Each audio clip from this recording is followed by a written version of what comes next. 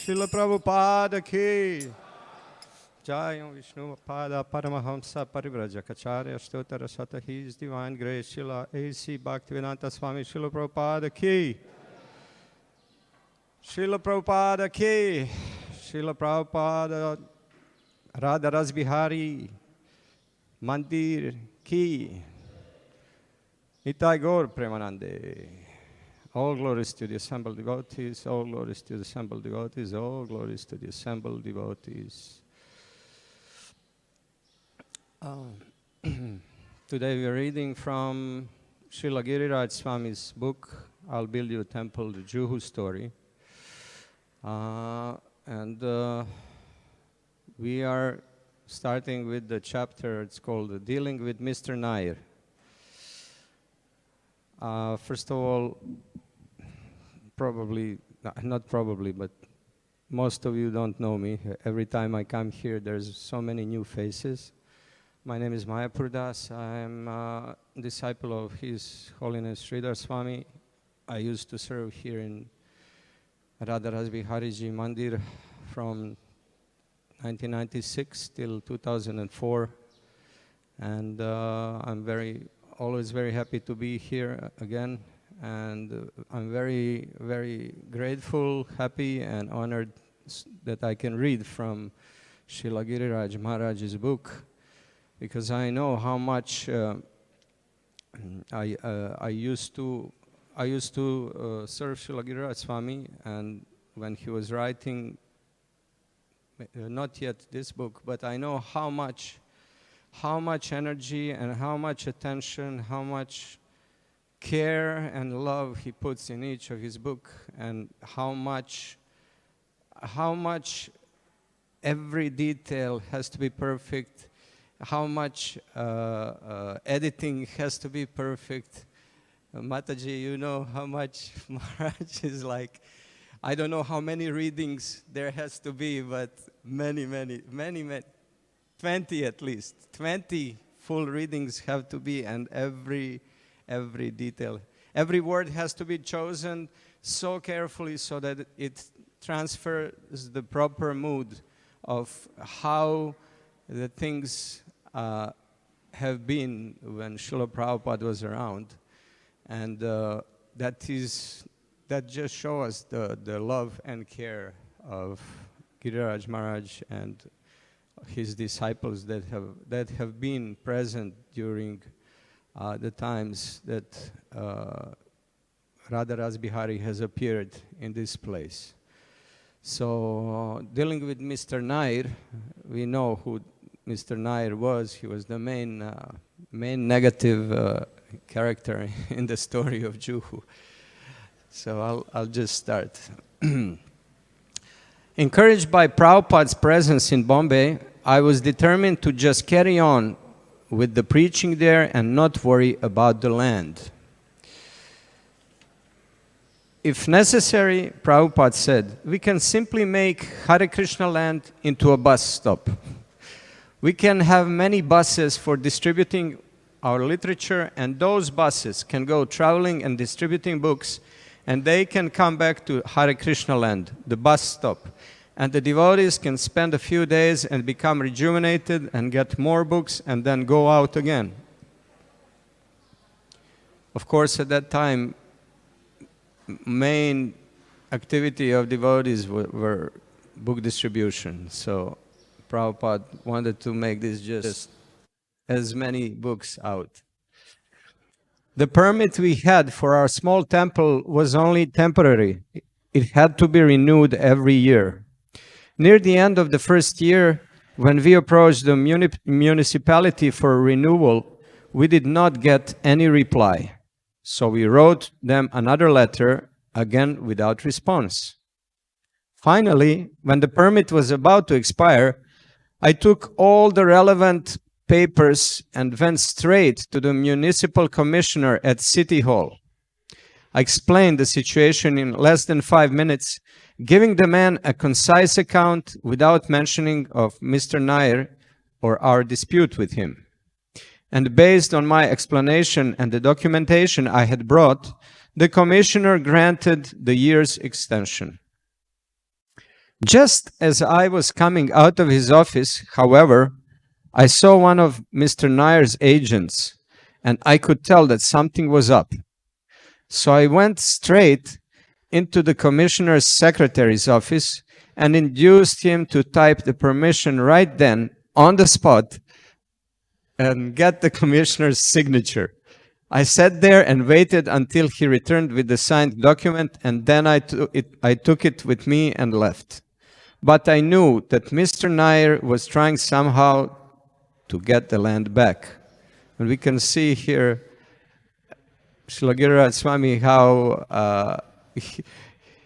with Prabhupada and being in India at that time, disciples had to learn all the tricks that, how to make the things done amongst all the bureaucracy that was then. We had also heard rumors that the municipality was planning to demolish the temple. In a letter dated April 28th, I wrote to the Santa Cruz Police Department. We are the owners of a SriSriRadhaRasbihariTemple temple at Hare Krishna land at Juhu village. In his letter dated 27th of April 1973, the Municipal Commissioner of Bombay, Shri M.W. Desai, has informed us that the permission for the shed of Khandelwal steel tube frame, which is the temple, is extended for 1 year. Isn't it amazing? Such a wonderful temple, and it started as steel tube frame. Steel tube frame. 2 days ago, a man allegedly from the municipal corporation threatened that at 9 a.m. or 10 a.m. today morning, the municipality would come and demolish said temple. Such an act would be totally illegal since the commissioner himself has assured us that the permission is extended, and since the municipality has given us until 29th of April 1973 to show why the temple should not be demolished, which we have done. Should the alleged authorities from the municipality come to demolish the temple, there's likely to be a breach of peace, and we request you to be on hand to prevent any such disturbance. We also alerted the local devotees and our friends about the danger. Tamal Krishna and his party were traveling in Madhya Pradesh, and I was keeping him informed by post. He would come every now and then just to see how things were going, and a few weeks later, in mid-May, he came for a visit, enlivened and full of stories about his preaching. At around 10 o'clock on the morning of May 18th, Tamal Krishna left to rejoin his party, and less than 2 hours after his departure, 2 large trucks from the Bombay Municipal Corporation drove onto Hare Krishna land, and 50 municipal workers carrying crowbars, chisels, and sledgehammers descended on the temple. Following close behind was a big police truck, from which 20 or 30 constables emerged. It's so hard to imagine that, in India, someone would send a people with crowbars and sledgehammers to break down the temple. Really, really difficult. But we can imagine how difficult the times were to establish this temple, and we can appreciate even more. I rushed forward to meet the municipal officer in charge and asked him what was happening. Why were they there? He said that the structure was unauthorized and that they had come to demolish it. I replied that the temple was authorized and that I had the papers to prove it, that I had just had permit renewed. We have permission, I said. You can't do this. The officer, however, seemed uninterested. Even after I showed him the permit and the letter I had received at City Hall, the municipal commissioner himself, we don't accept papers, he said, and he ordered the demolition to begin. I approached the policeman for help, but was told offhandedly. We are just here to see that there is no trouble. Actually, they knew that we would try to stop the demolition, and they were there to make sure it continued without interference. What we heard later was that Mr. Nair,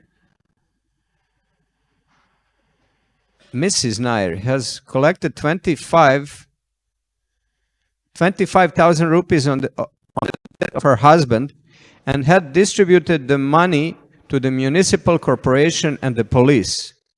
A municipal councillor for Pushpakant Matre, who had been supporting Mr. Nair all along, had arranged for the temple to be demolished. So Mr. Nair, even after leaving, is fighting for the temple to be removed through his wife. Some workers put a ladder up against the temple, but when one of them was about to climb up with a sledgehammer to break the roof, I knocked the ladder over. Can you imagine Giriraj Swami like pushing the ladder? It's amazing. 3 policemen grabbed me, one by each arm and one by the neck, and tossed me into the police truck. Other devotees rushed forward to stop the demolition, but one by one, each was apprehended and thrown into the truck, maybe 20 of us in all. The last one left was Maithili, the head pujari. She had locked the doors to the deity chamber and was standing steadfast in front of them, ready to knock down anyone who came near. I was carrying the deity's Rajabhog offering, she later recalled. When I saw that there were a lot of policemen surrounding the temple, I dropped the plates and started to run towards the temple. I closed, locked, and bolted the deity room doors, which were up a few steps, and I stood on the top step with my back to the doors. The workers were knocking down the whole roof of the temple hall, including the long tube lights, as well as the framed pictures of Krishna. And when they turned to destroy Tulsi, I left my position with my back to the doors and went to the middle of the temple, where she was standing from the morning, because they were going to hit her. And this is Srila Giriraj Swami. He said, I left my position with my back to the doors and went to the middle of the temple, where she was standing from the morning, because they were going to hit her, and at that point they grabbed me. I hit one of the officers in the face. Then they all came around me and starting to drag me out of the temple. On the way, I wrapped my elbow around one of the steel tubes supporting the corner of the temple and held on as hard as I could. She was a big, strong woman, and they couldn't pry her off. They started hitting my elbow with a stick, so I would let go, and I fell onto the floor of the temple. And then they picked me up by one foot and one braid of my hair and dragged me across the field, which was now full of people watching the whole thing. They carried me halfway across the field, and as many people watched in horror, threw me face down into the police wagon. When Prabhupada heard that Maithili has been kicking and screaming at the policemen as they were dragging her by the hair, he said that she would go back to Godhead kicking and screaming. Prabhupada was like, because all of these devotees have made such special austerities, Prabhupada was easy to give blessings for them just on account of that great service that they have performed for SriRadhaRasbihari.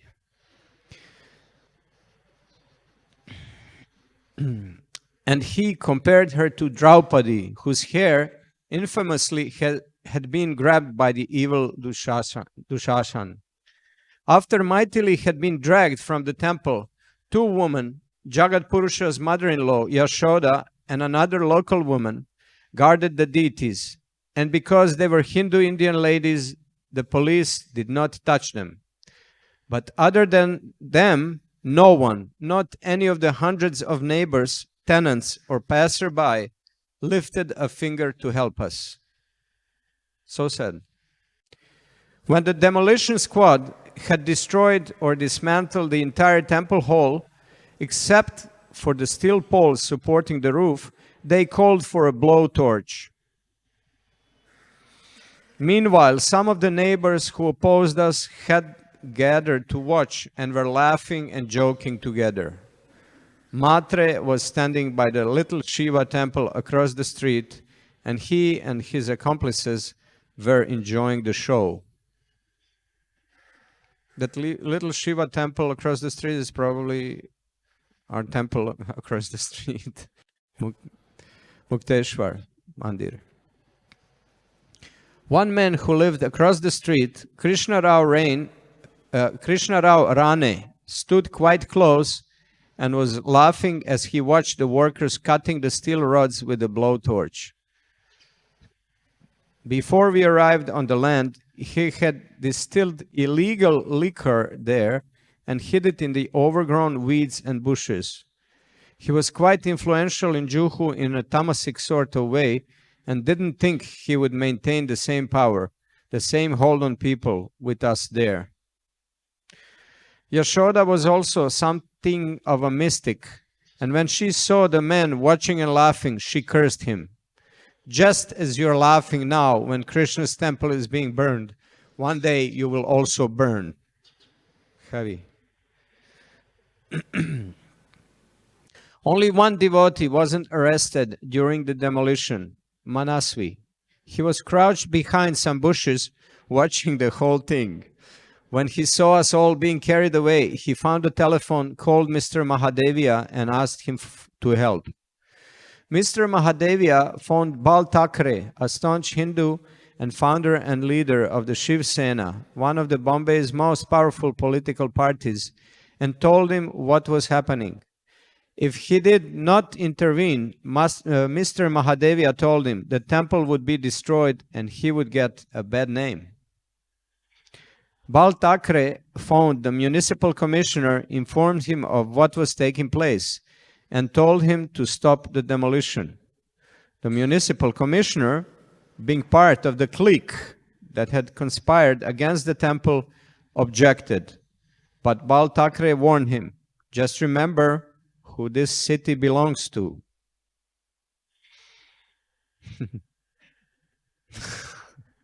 It's not bad. Sometimes, no matter how much we are not thinking very highly of the politicians, but it's always very good if politicians are actually protecting the Dharma and Dharmic people. So we should take shelter of those who are in strength in order to protect the devotees. Okay, Balasahib. Okay, the commissioner said, and he called the local ward which has dispatched the attackers and told them to halt the demolition. The ward officer himself came running, reached the site just as the workers were getting ready to dismantle the deity chamber, and ordered them to stop. They had already completely destroyed the Darshan Mandap viewing area and had removed the first few pieces of the roof covering the deities. Those of us in the police truck were taken to Santa Cruz station and locked up in a holding cell. I want to phone my lawyer, I called out. No phone calls, they said. Stay where you are. You're not going anywhere. When Dr. Singhal heard that we had been arrested, he came to the station and appealed to the officer in charge of our behalf. They are not sinful, he said, or criminals, and they are not hypocrites. They are genuine people. We know them. They should be released. The police allowed Dr. Singhal to come inside and see us. The devotees were doing kirtan, his wife recounted, sitting and chanting with kartals. They were not sad, except for the deities and the temple. Otherwise, they were very happy there. They had full faith in Krishna. Only after several hours were we released from custody and able to return to the site. When we got back from the police station, we came upon a strange scene. In the middle of a vacant lot strewn with rubble and the metal bars that had once supported the temple structure were the beautiful Sri Sri Radha Rasbihari, dressed in their green and silver outfits and garlanded with flowers. Imagine the scene. Everything is broken, just Radha Rasbihari is standing there. They stood on their carved teakwood altar amid the fragrant scent of burning incense and warm glow of ghee lamps. Only a few small pieces of the roof over them had been removed. Other than that, they and their deity room remained intact. And the picture of Lord Nrsingadev over the altar doors, though slightly tilted to the side, had survived as well, as if he was looking down upon us and assuring us that he had been there to protect the deities.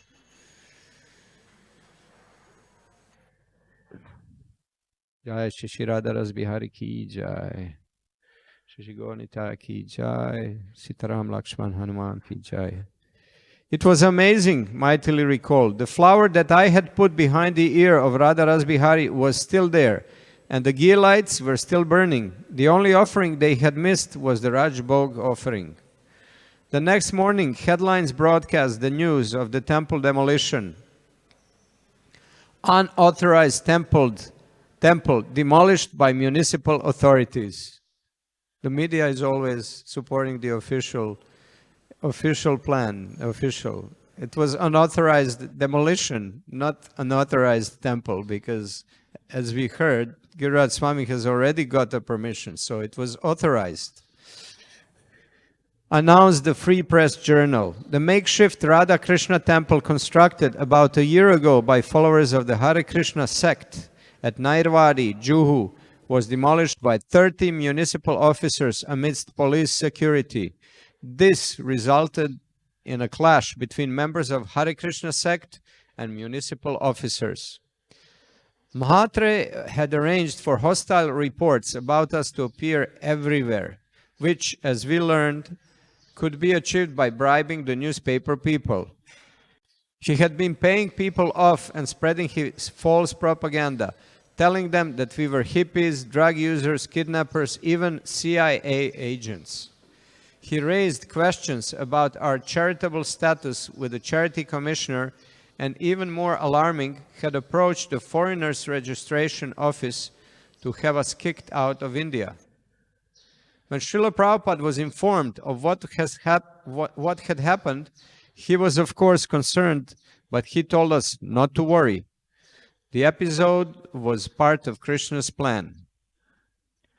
He said, and if we took it as an opportunity, the results would be positive. The demolition of our temple by the municipality would actually strengthen our position.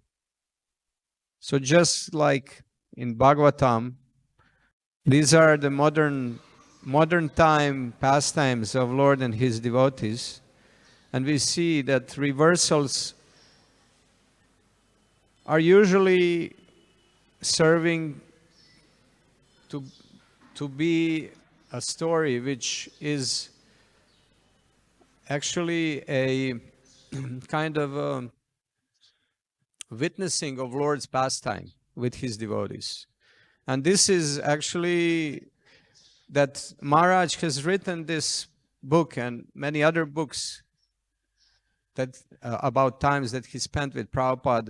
This will serve as history of this movement for thousands of years to come. These are the first days of Hare Krishna movement. And these pastimes are glorious pastimes, just as pastimes of devotees in Bhagavatam. Still, he told us, the incident showed that we could not manage it all on our own. We needed the help of our life members. We should take advantage of the incident to organize them and get them more involved in our activities, and along with our other supporters and sympathizers, to publicly protest the attack, expose the persons responsible, and begin the rebuilding process. He suggested several who might be of particular assistance. Mr. Sada Jivatlal, who led the Vishwa Hindu Parishad, an organization that defended Hindu Dharma, could help with publicity, and Mr. Sethi could help prevent further attacks. We began to approach our friends and life members. Prabhupada himself sent an open letter which we published in the next edition of the Hare Krishna Monthly. The Krishna consciousness movement is considerably well known all over the world, he began. This movement is meant for the total reformation of the whole human society. It is not a sectarian religious movement, but is a scientific method to awaken dormant God consciousness in every human being. In 1965, I went to the States, and for more than 1 year, I had no support there.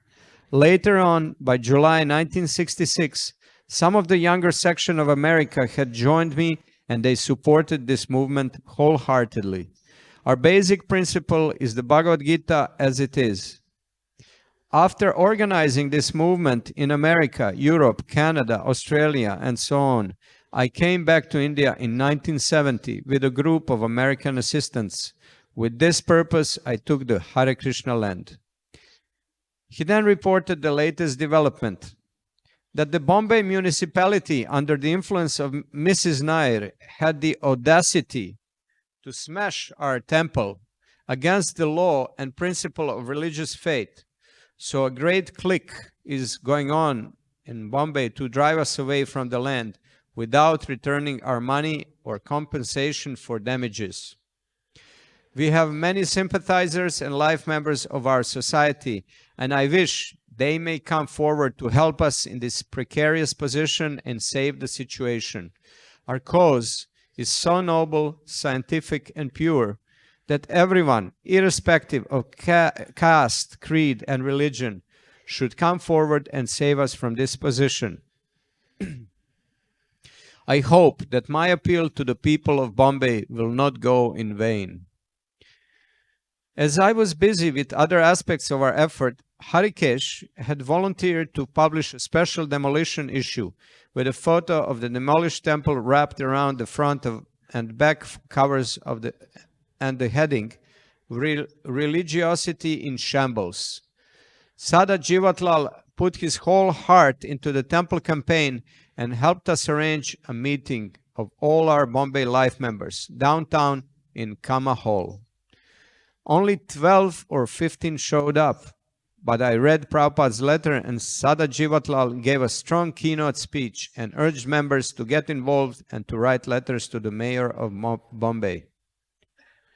He was a very powerful speaker, Sridhar recalled, and I remember him slamming on the podium.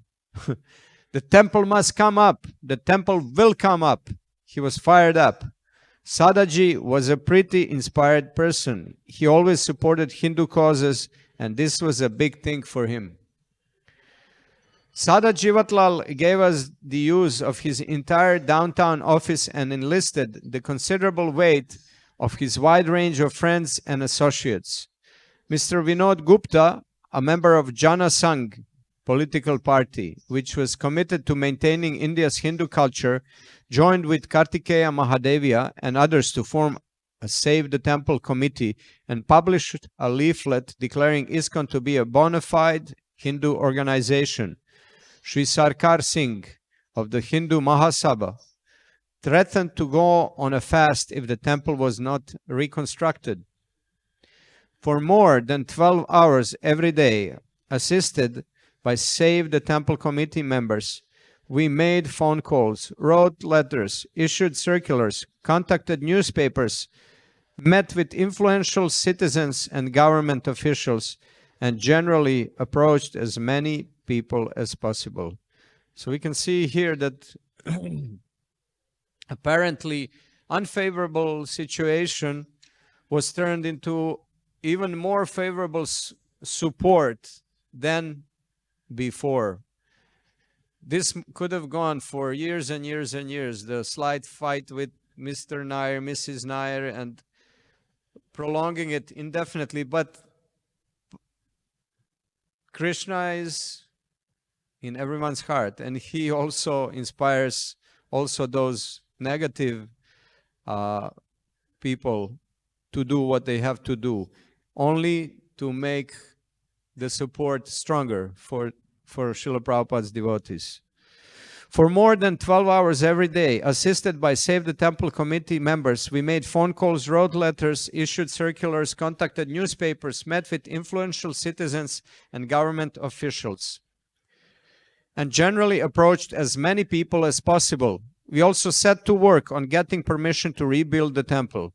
There was a hole in the roof of the deity room over where the pujari stood to do the arati, mightily recounted. And until we got that part fixed, I had to stand in the rain when offering arati. I remember Giriraj standing in front of SriSriRadhaRasbihari with an umbrella for Mangal Arati until the temple hall was repaired. Under the circumstances Prabhupada had directed, we should immediately reconstruct the deity shed. Barbed wire fencing should be immediately done to cover the naked land, and if possible, immediately in front of the deity shed, a temporary pandal should be constructed with our materials. If it is so done, then I can go to Bombay and I begin Bhagavat Parayan discourse to continue until the court decision is there. This is my desire. And we remember the videos of Prabhupada and his disciples in Guru Puja in this arrangement with the pandal and the beginning construction. Until the demolition, we had been at war with municipality and losing the fight for public opinion.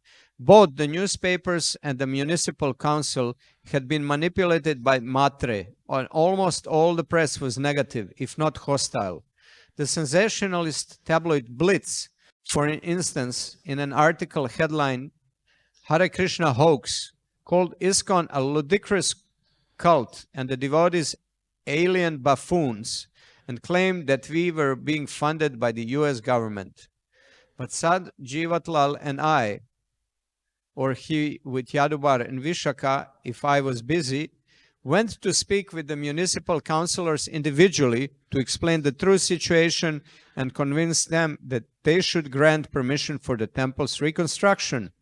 Between us, we met with practically every one of the 140 municipal councillors, and they began to see who we really were and started showing sympathy for our cause. Can you imagine? 140 councillors. They had to find the time and place to speak to them and to each and everyone. How dedicated were Srila Prabhupada's disciples. Vaman Rao Mahadik, a member of the council's standing committee, the most powerful committee in the Bombay Municipal Corporation, was incensed by the demolition, which he called illegal.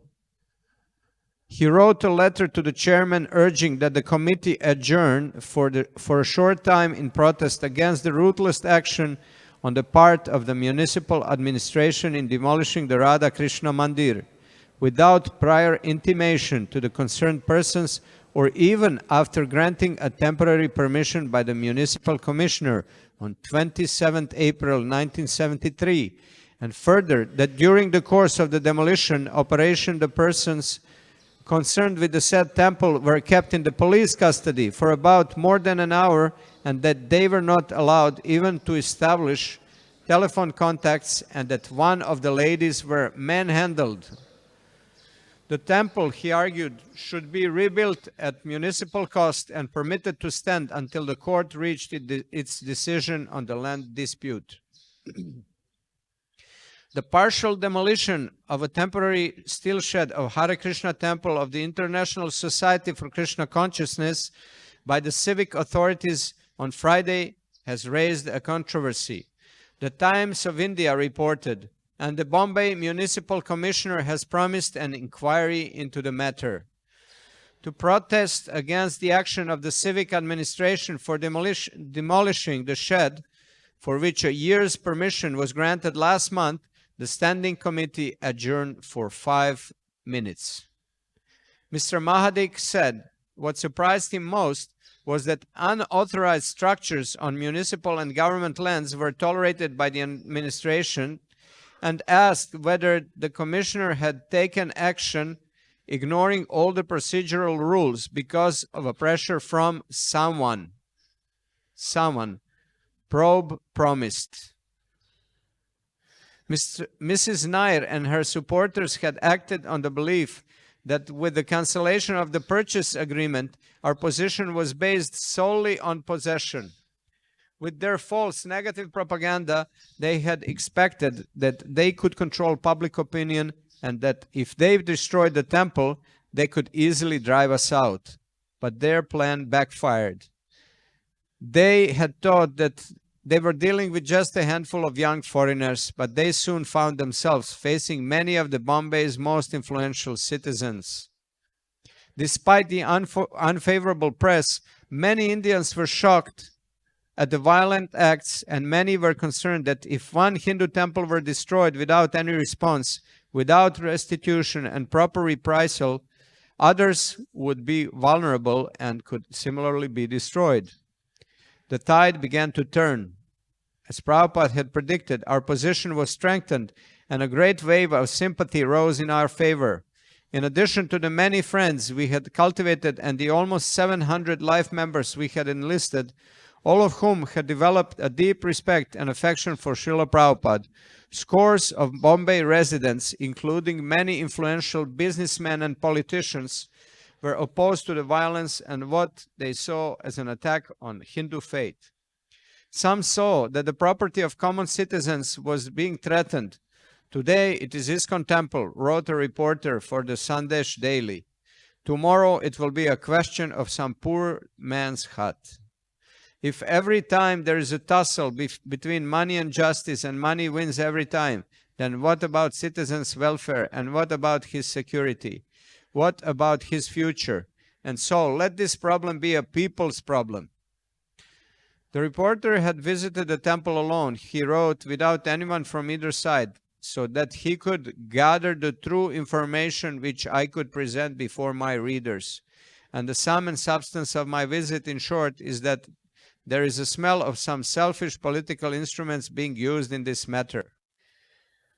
Open allegations have been made against the foreign devotees of this temple that they are using and teaching the use of narcotic drugs under the spell of this holy place. But these allegers forget one thing, that these devotees are not hippies. They have not escaped from the society out of fear. They have willingly left their wealth and they have put on saffron clothes out of their attraction for Krishna and for the purification of the soul. The Times article too had its effects. With deep pain and regrets, wrote Sanjay Khan, a Muslim movie star, in an open letter, I read in the Times of India of the unprovoked demolition of the Hare Krishna Land Center at Juhu by the municipal authorities. In my humble opinion, I regard this act, if not religiously, as inhuman and totally uncalled for. It is very sad, indeed, that in our great secular Indian society, such a barbaric act has come to pass. I'm very curious to know what pleasure the so-called custodians of our municipal area have had to intrude upon the peaceful and sanctified area of religious belief of the Hare Krishna society. In his letter, Mr. Khan advocated for immediate restoration of the demolished shelter and these people to be allowed to coexist without any future harassment and injustice. Sorry. I find the people concerned at the Juhu Hare Krishna Society totally peaceful and add color to our area with so many wonderful people from various parts of the world. Her contribution may be assessed in terms of propagating message of love and understanding. One by one, many of the area residents and all the municipal councillors were convinced, both of the Nairs and their agents' illegal and reprehensible actions and our legitimate claim to the land.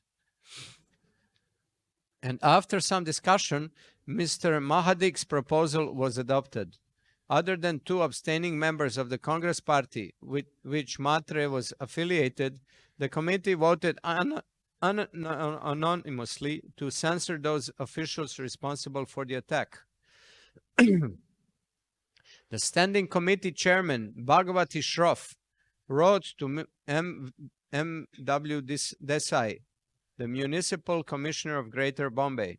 Since the structure was demolished without issue of notice and required under the provisions of BMC Act, the structure should be reconstructed as municipal cost, and the parties should be given temporary permission for the shed till the court decides the dispute about the ownership of the land.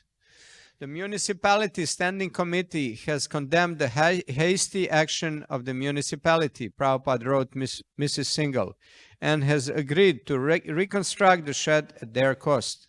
Not only that, the temporary construction shall continue to stay until the court decision is there as to who is the proprietor of the land. The apparent calamity had served as an impetus for us to meet more new people and present Krishna consciousness, and to organize and mobilize our friends and supporters far beyond what we could have done under ordinary circumstances. While we had been working with our life members to get permission from the municipal corporation to rebuild the temple structure, Mrs. Nair and her lawyers were busy trying to prevent us, so we continued to hold meetings with our friends and life members discussing how to proceed. At one of these meetings at Sant Jivatlal's office, one of our friends pointed out that we might not actually need permission after all. We had already been approved to build a temple in the first place. The municipal commissioner had agreed to extend the temple's permit, and the municipality didn't have any valid grounds for its demolition. So although we hadn't specifically have been given permission to rebuild, there was no ruling that said we couldn't. Nothing to stop us from just restoring it. Somehow Mrs. Nair found out what we were planning to do, and the next day, Friday, she went to the High Court with a petition for an injunction to prevent us from rebuilding it. It was her property, she argued, and she hadn't given us permission. She petitioned that pending the hearing and final disposal of the suit, the defendants, their servants and agents may be restrained by an order and injunction of this honorable court from constructing or reconstructing any structure on the plaintiff's said property or any part thereof, and that pending the hearing and final disposal of the suit, the defendants, their servants and agents may be restrained by an order and injunction of this honorable court from entering into the remaining upon or otherwise committing trespass on or into the plaintiff's said land. The judge, Justice Nain, had been both Mr. Sethi's advocate and a chief guest at our second Cross Maidan Pandal. So he was familiar with our society and activities and appreciative of Prabhupada and our movement. He said he would consider granting the injunction only after he had heard both sides. Because it was Friday, he pointed out, the end of the week, he would take up the matter on Monday. Just give a temporary injunction for the weekend and then you can decide on the permanent injunction. Miss Nair appealed, but her request was denied. No, Justice Nain responded. Without hearing the other side, I will not pass any judgment. When we heard of Mrs. Nair's petition and the judge's response, we knew we had to take advantage of the opportunity. If the judge ruled against us, we would be prohibited from going ahead with the reconstruction. But once the temple was up, we understood an injunction, even if it were granted, would be meaningless. The temple would already be in place and no rebuilding would be necessary.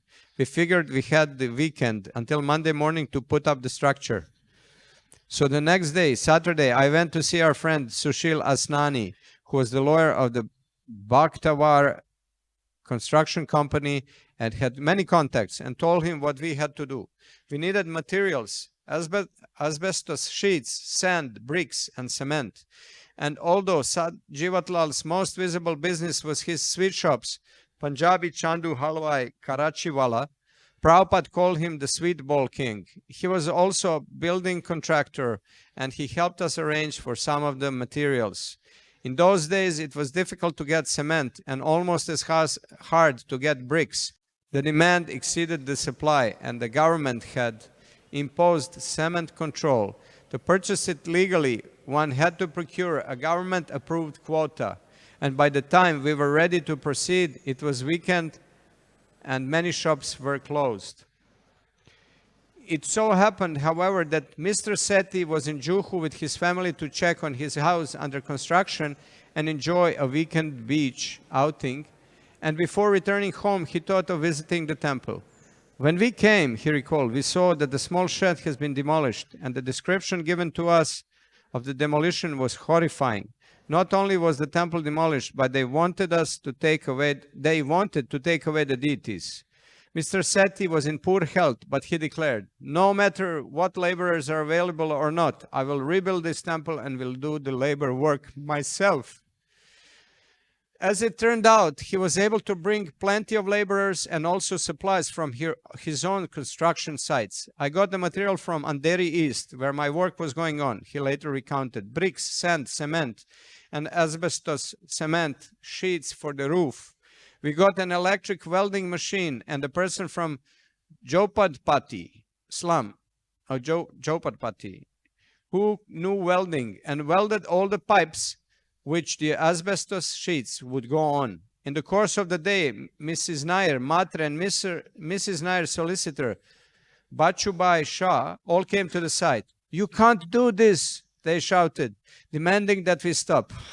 Bachubai Shah, the son of Chinmanlal Shah, came to serve me with what I presume to be a notice enjoining me from rebuilding the temple, and threatening me with consequences if I did.